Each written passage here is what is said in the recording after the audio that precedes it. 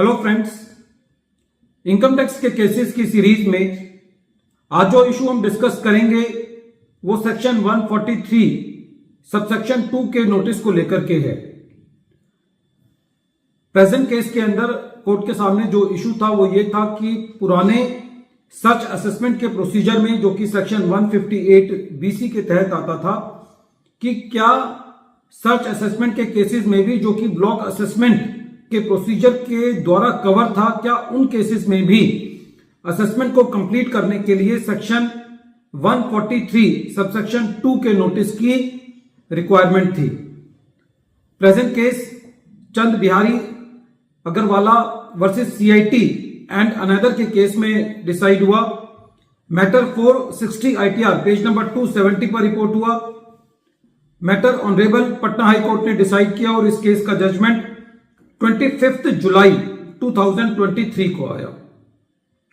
जैसा कि हम सब जानते हैं कि चैप्टर 14 इनकम टैक्स एक्ट का वो असेसमेंट के बारे में बात करता है, और चैप्टर 14B जो है वो special provisions for assessment of such cases के बारे में बात करता है, जो कि पुरानी रिजीम के अंदर ब्लॉक असेसमेंट के तहत होती थी। डिपार्टमेंट का एक सर्कुलर है, सर्कुलर 717, जो कि 14 अगस्त 1995 का है, जो कि ये कहता है कि सेक्शन 142 का नोटिस, सेक्शन 143 सबसेक्शन 2 का नोटिस और सेक्शन 143 सबसेक्शन 3 का जो प्रोसीजर है सर्विस ऑफ नोटिस का, वो ब्लॉक असेसमेंट के रिगार्ड में भी फॉलो किया जाना चाहिए। प्रेजेंट केस के अंदर एसएससी के यहां सर्च हुई थी। सर्च के बाद एसएससी को 9 दिसंबर 2003 में एक नोटिस भेजा गया सेक्शन 142 सबसेक्शन 1 का, और एसएससी को यह कहा गया कि एसएससी जो है वो सेक्शन 158 बीसी के अंदर अपनी रिटर्न फाइल करे विद इन 1 मंथ। एसएससी ने वो रिटर्न फाइल नहीं करी। एसएससी को दोबारे सेक्शन 158 बीसी का नोटिस भेजा गया 9 नवंबर 2004 को। एसएससी ने उस नोटिस की एवज में भी अपनी रिटर्न फाइल नहीं करी। एसएससी को एक और नोटिस भेजा गया, फिर एसएससी ने अपनी return with in 12 days file कर दिया। जब एसएससी ने अपनी रिटर्न फाइल करी सेक्शन 158 बीसी के नोटिस की एवज में, तो उसके काफी टाइम पीरियड बाद एसएससी का असेसमेंट कंप्लीट किया गया ब्लॉक असेसमेंट के अंदर, लेकिन सेक्शन 143 सबसेक्शन 2 का नोटिस पूरी असेसमेंट के दौरान एसएससी को रिटर्न फाइल करने के बाद नहीं दिया गया। एसएससी का जब मैटर पटना हाई कोर्ट में था तो एसएससी का यह कहना था कि सेक्शन 143 सबसेक्शन 2 का नोटिस इशू करना एक मैंडेटरी रिक्वायरमेंट है, जिसके बिना यदि असेसमेंट की जाती है तो वो असेसमेंट नल एंड वाइड होगी, वो असेसमेंट वैलिड नहीं होगी।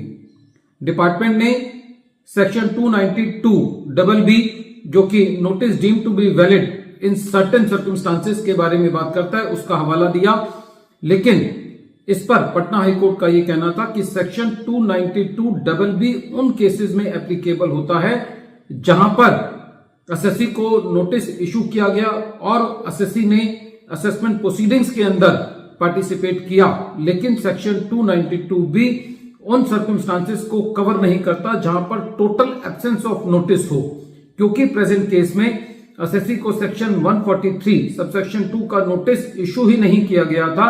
तो ऐसी परिस्थिति के अंदर notice to be valid in certain circumstances section 292BB का सवाल ही नहीं उठता। फ्रेंड्स, केस बहुत इंपॉर्टेंट है। जैसा कि हम जानते हैं सेक्शन 147 की असेसमेंट करने के लिए, सेक्शन 143 सबसेक्शन 3 का असेसमेंट करने के लिए ये प्री रिक्वायरमेंट है कि एसएससी को जब तक सेक्शन 143 सबसेक्शन 2 का नोटिस इशू नहीं किया जाएगा उसकी असेसमेंट कंप्लीट नहीं की जा सकती। प्रेजेंट केस से सर्च केसेस के अंदर ब्लॉक असेसमेंट, जो कि पुरानी रिजीम थी सेक्शन 158 बीसी के अंदर, ये बात क्लियर हो जाती है इस डिसीजन से पटना हाई कोर्ट के कि सेक्शन 143 सबसेक्शन 2 की रिक्वायरमेंट ब्लॉक असेसमेंट के अंदर असेसमेंट करने के लिए वहां पे भी सेक्शन 143 सबसेक्शन 2 का नोटिस देना जरूरी था। प्रेजेंट केस में पटना हाई कोर्ट ने डिपार्टमेंट की दलील नहीं मानी सेक्शन 292BB वाली, और पूरी असेसमेंट को क्वेश किया। वीडियो के अंत में एक बार फिर मैं केस का नाम रिपीट कर रहा हूं। केस का नाम है Chand Bihari Agarwal versus CIT and another, और ये केस 460 ITR पेज नंबर 270 पर रिपोर्ट हुआ। मैटर पटना हाई कोर्ट ने डिसाइड किया और इस केस का जजमेंट 25 जुलाई 2023 को आया। Thank you friends.